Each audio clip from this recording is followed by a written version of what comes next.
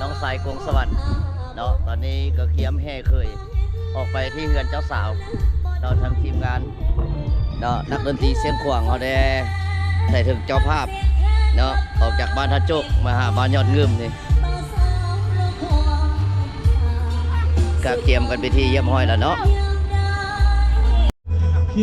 อันนี้ทีมงานแม่ป้าน้าสาวทีมงานขันมากมาแล้วนี่ภาพ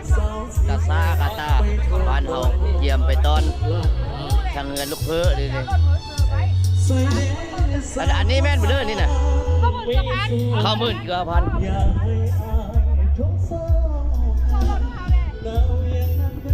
อันนี้ก็มีข้าวต้มนะของหวานเลย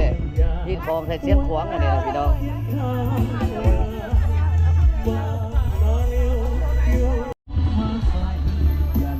เจ้าบ่าวก็เกียมเลยได้ดิเกียมขึ้นรถเลยดิ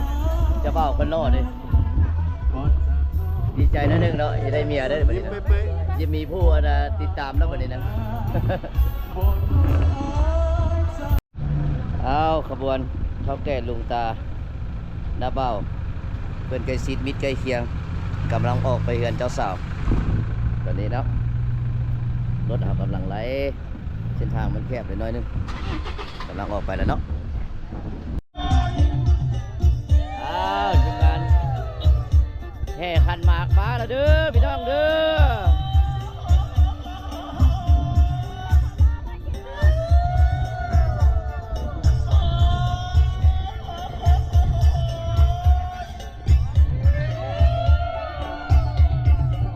เคยทำร้อง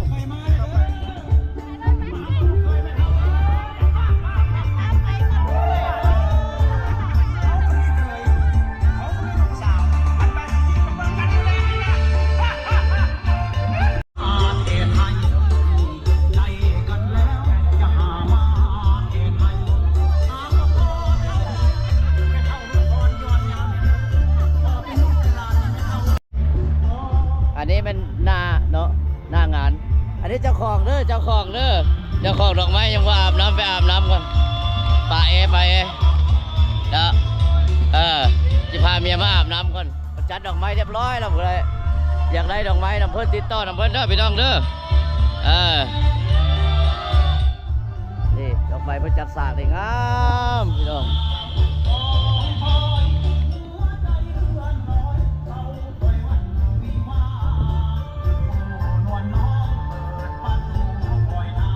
ทางเจ้าภาพเพิ่นกำลังจัดแจงเนาะย้ายโต๊ะท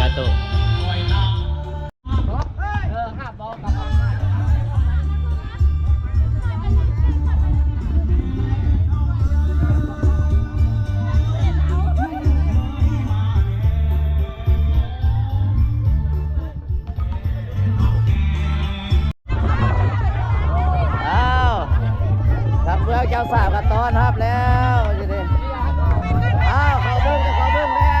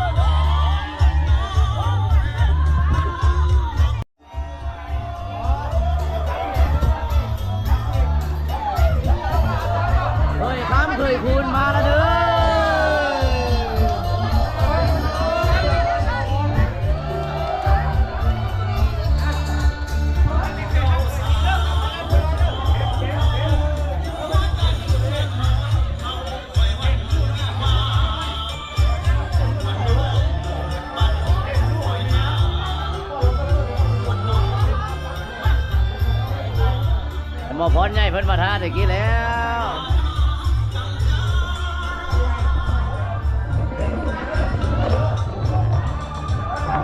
พระวันท่าตอนลูกเขยว่าฉันไม่ได้นอนแต่เมื่อคืนนี้ไปเท่าเกณฑ์งามเนี่ยมื้อนี้นะพี่น้องเอ้ยเคยเสื้อใหม่ดอกไม้งามมาสามเท่าสีแกมาตอนเคยนี่เนี่ยโอ้พระใหญ่เนาะมาท่าแต่เมื่อคืนนี้บ่